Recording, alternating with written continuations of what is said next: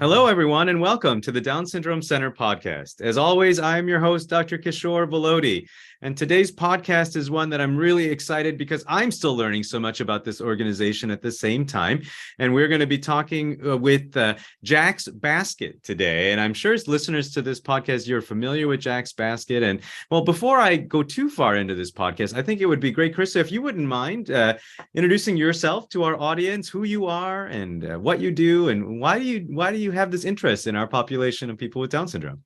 Yes, well, I'm thankful for the opportunity to talk today. So yes, I am Carissa, and I am the proud wife to Chris, my husband of 16 years, and mom to 3 kids. Luke is my oldest, and Jack is middle, and my youngest is Taylor.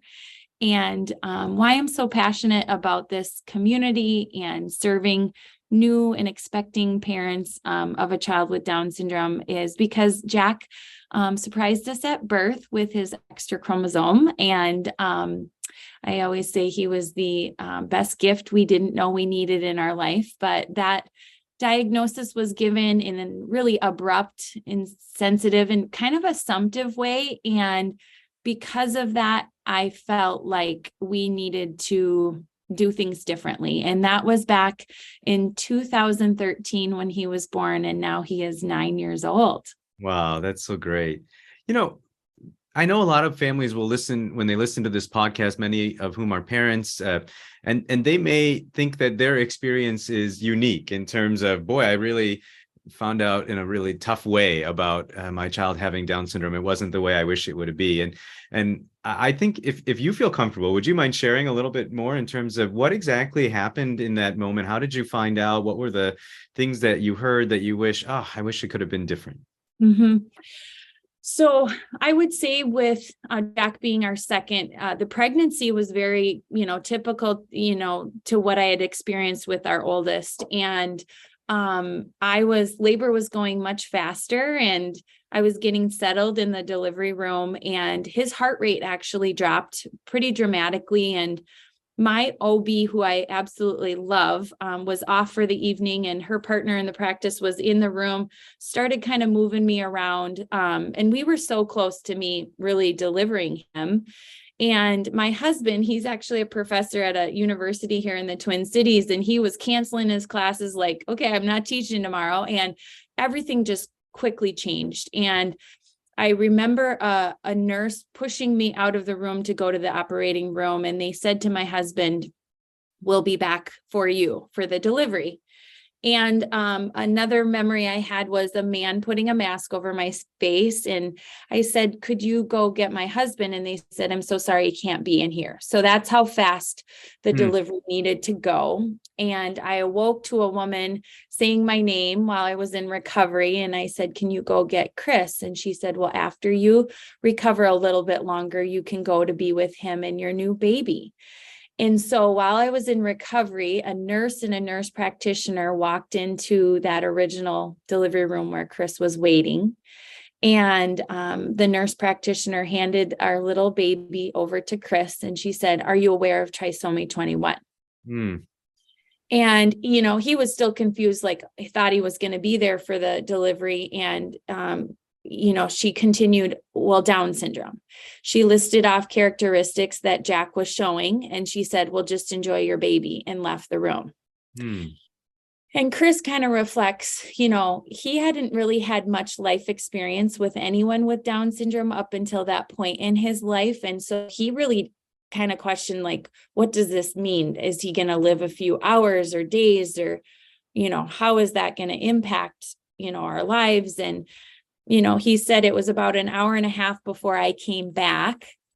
And I was still really kind of grieving not being awake for the delivery. And I am a type A planner. Like, I filled out the birth plan for the second kid. So if that gives you any idea.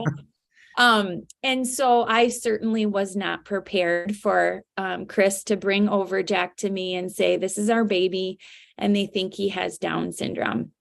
And so every thought flooded my mind of, our 2-year-old at home and how that would impact him. And really how would that impact our family, our marriage, and just life as kind of what we had planned. And I thought of every person that I knew with Down syndrome. And I thought, is that what Jack's life's going to look like? Is that, and I always reflect back onto a moment that changed our story. Is Diane was a nurse, and she came in and she looked at Jack in the bassinet and she said, "Look at your precious baby." And I always think, like, when I feared that the world wouldn't accept my baby because he was different, a complete stranger came in and saw him for who he is, a baby. It was who we had been, anticipating his arrival. Yes, he surprised us with an extra chromosome, but that really was an impactful moment that helped kind of remind me that he's a baby first. Yeah. And whenever I get an opportunity to talk to healthcare providers to say, you can be that person in a family story. Yeah. And our family and friends loved on us, of course, because they're going to love our baby no matter what. And so I just really feel like Diane changed our story for the better.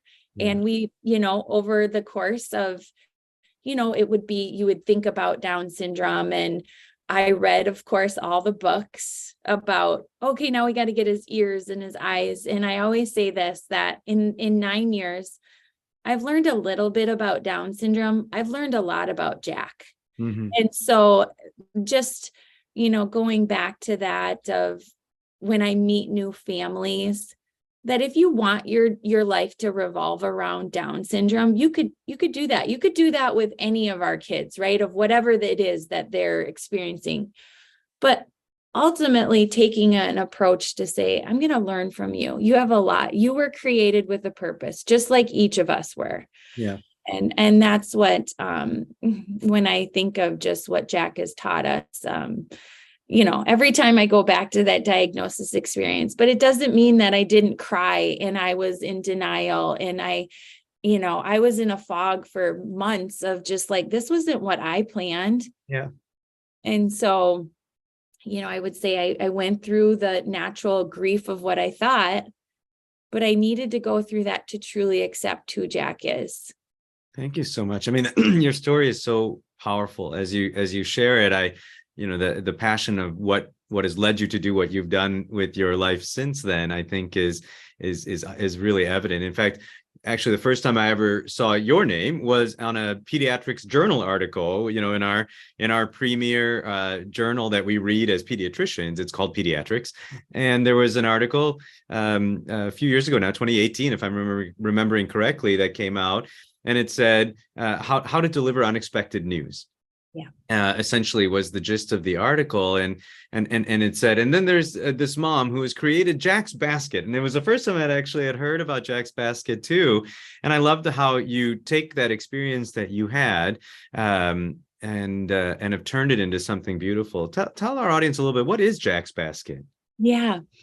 Well, I would say in the first year of Jack's life, I just kept hearing from families that would say, like, we left the hospital and no one congratulated us.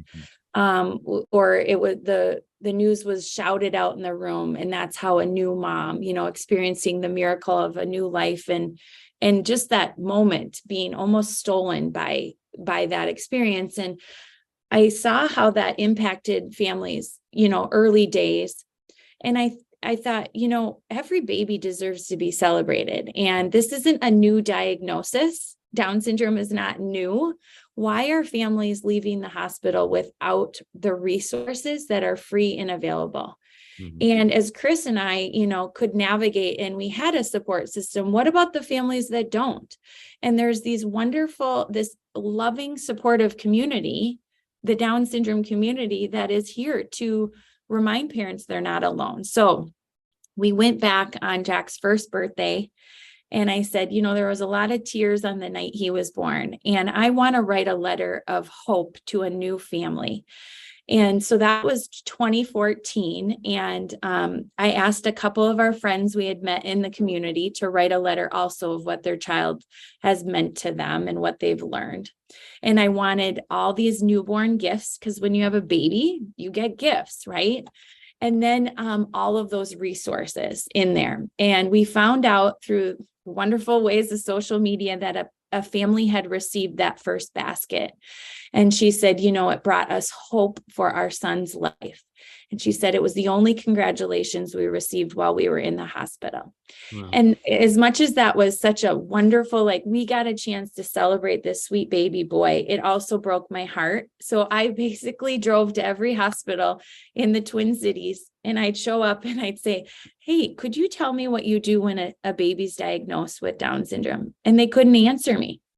And when I had Jack, I got this outdated binder that told me all of the delays he would have. And I certainly wasn't ready for that. So eventually it was, let me tell you about Jack's basket. And so since then, we've celebrated over 6,000 babies in 40 countries in all 50 states, because I feel that, like I mentioned, every baby deserves to be celebrated. Every family deserves to be congratulated and reminded they're not alone. And however they're navigating that new diagnosis and going through the process of acceptance, there are so many parents, family that wants to come alongside. And there's things on this journey like heart surgery and other additional diagnoses that we want to make sure. I always say, if I can't answer this with a new family, there is somebody in the community that can come alongside you and ultimately just listen and then help you get connected. And I just felt like there was a disconnect between what was available and what was at the start, the beginning. And so all of our baskets are delivered by a parent of a child with Down syndrome. We have over 75 parents around the US, but we also ship them directly.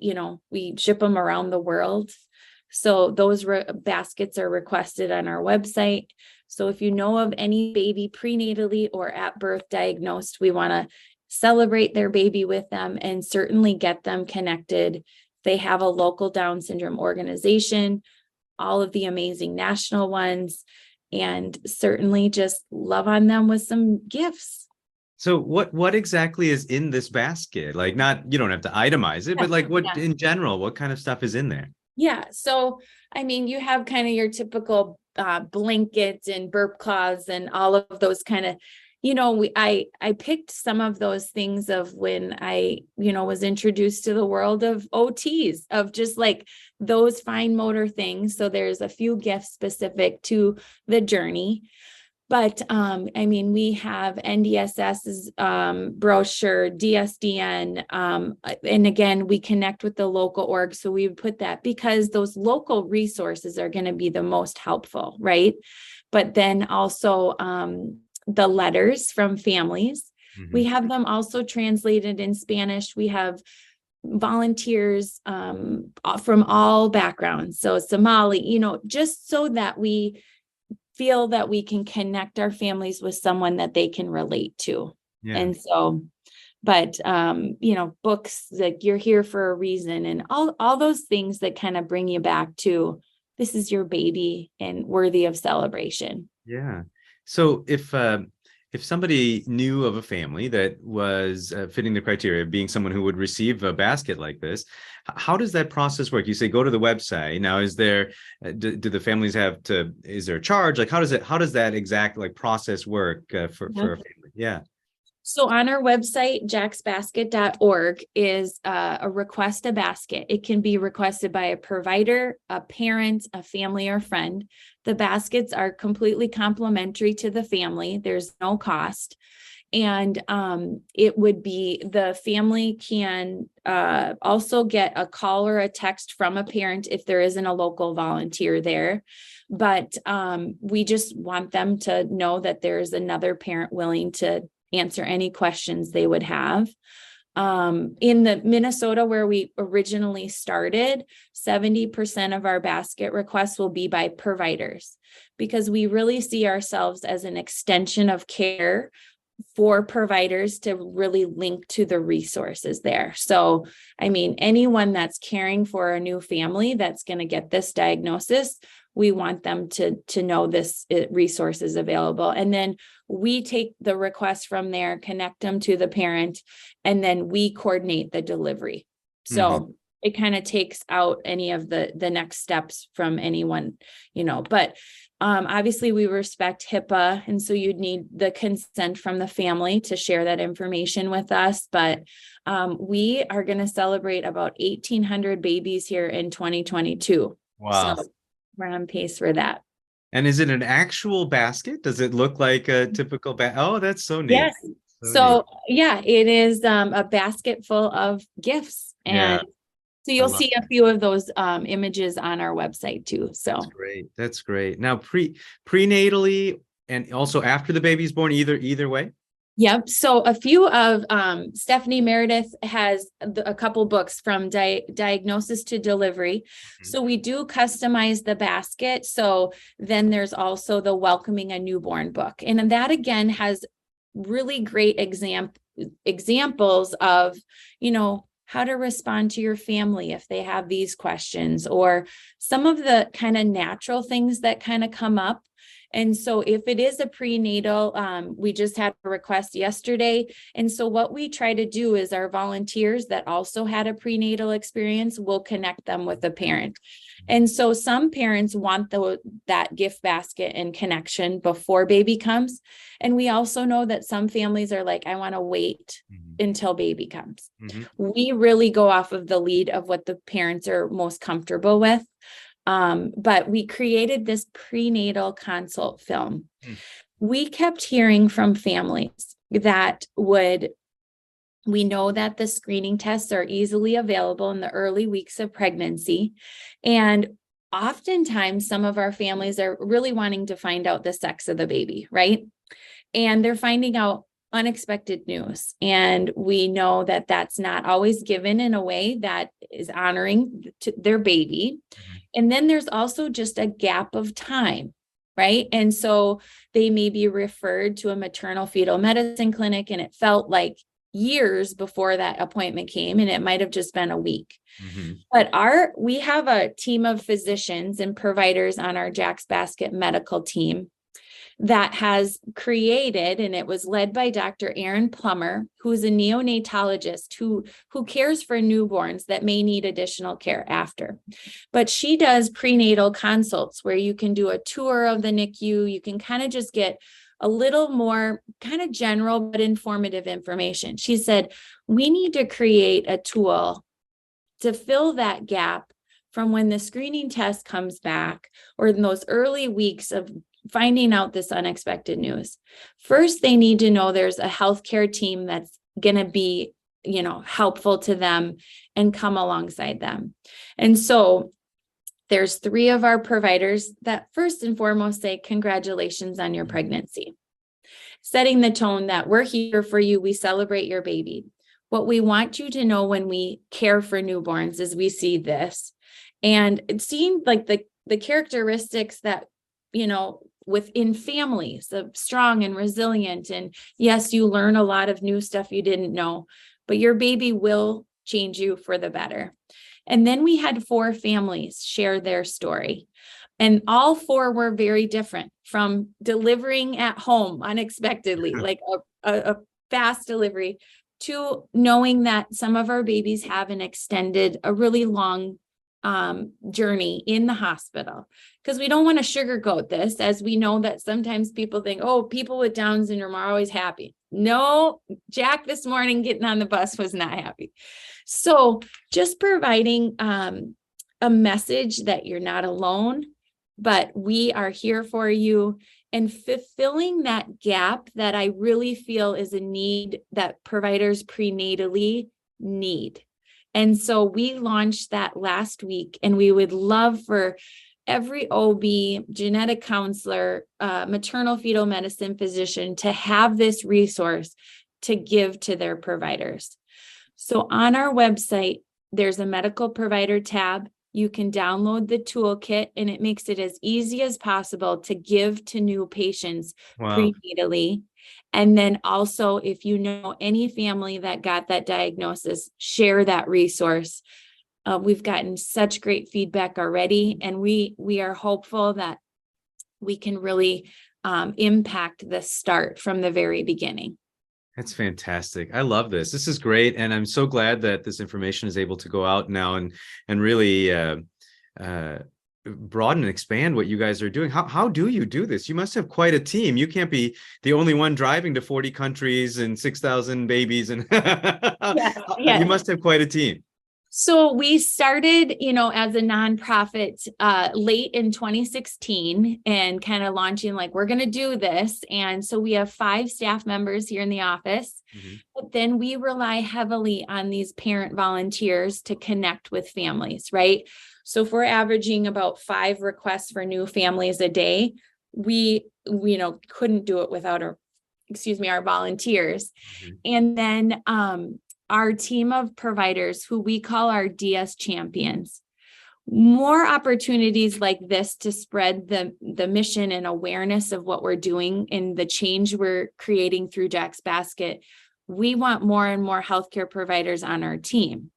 And so we have a handful that, we meet monthly to talk through, and really so that every clinic, every hospital is equipped with the tools to support families. There's a lot of providers out there. There's a lot of families, and one by one, we're changing the story. And so if you are a healthcare provider listening, we'd love for you to reach out and join our medical team.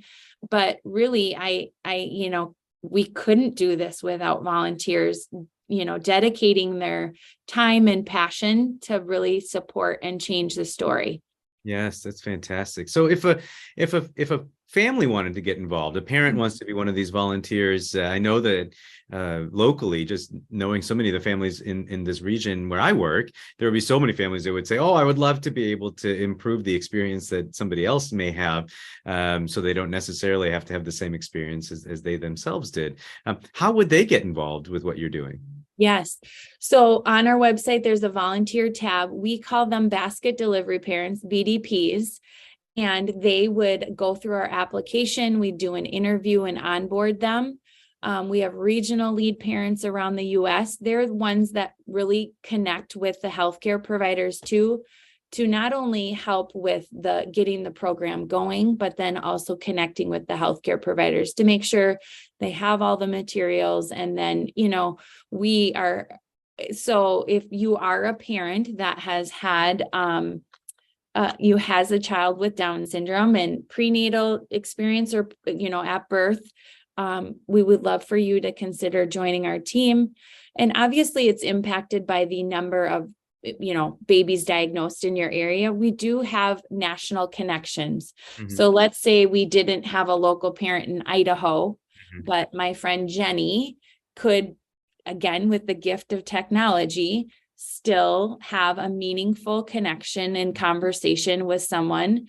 And that's where I do think that social media can be a wonderful gift, as we've seen with our community, to just change society's perception of what having a child with Down syndrome is like. And so certainly we can capitalize on connections of parents across, the world, really. It's been exciting to see programs in Japan get started, and Norway, Veslas Kofor, they just were inspired by Jack's Basket. And I said, I will help them start this in their country, because babies are born all around the world. And so, if you're interested, go on the website and apply to help be a part of our team. Wonderful. Well, Carissa, I feel like we really have hit just the surface probably of all of the work that you guys are doing. But before I kind of get to the point of closing this podcast, is there anything that you want to make sure that our listeners know about Jack's Basket before we close? Well, we have a theme at Jack's Basket called You Make Me Better. And I think that, as I mentioned, Jack has reminded me that everyone was created with a purpose to do amazing things. And I think it's a message that everyone should hear daily, right? That your life has the ability to make each other's better. And so I would encourage everyone to share that with, how many times in our own family should we probably say that? Instead, we're frustrated or whatever. But because of Jack's life of really, slowing down and appreciating the little things, I've been encouraged by your brother and his impact on you. And so that's just, I guess, something that's always a part of the work that we do, that, whatever it is, it's kind of like, what's in your basket? What a part of your story can you be encouraging to others? So I guess that's the thing that kind of came to mind, of make sure you're speaking life and love to others, and share with someone today that they make their life, your life better. And I'm just thankful for this opportunity to spread the mission of what we're doing at Jack's Basket and really encourage people to get involved. Yeah, it's a wonderful mission. And as you were talking about, everyone has a purpose. I think 10 years ago, you probably wouldn't have thought you would be on a podcast talking about delivering baskets all over the globe to families who have a baby with Down syndrome. I just think that my purpose I wouldn't certainly not be doing what I'm doing if it wasn't for my brother. And I just think that those listeners to this podcast as well probably can share their own stories of ways that their loved one with Down syndrome has impacted their life. I just think it's a beautiful thing for us as a community to get together to make sure that the new members of the club, as I often will call it, are feeling supported and not waiting months to finally hear a doctor or somebody say congratulations to them. Like simple things like that are things that I think are forgotten so quickly. And I think it's great that you're there and your team is there to remind people that something wonderful is happening in their life as well. So that's great. Thank you so much. And to our listeners, I hope you were encouraged as well by today's podcast as I was. If you have topics that you would like us to discuss on this podcast, or perhaps you have something you would like us to highlight on the podcast that you are doing, please do reach out. I read each and every email. You can send it to Down Syndrome Center at chp.edu, and we'd love to talk with you more about topics that you would like us to cover. If you'd like to join with us in the mission of what we do here at the center, including this podcast, please go to givetochildrens.org/Down Syndrome Center. But until next time, bye-bye.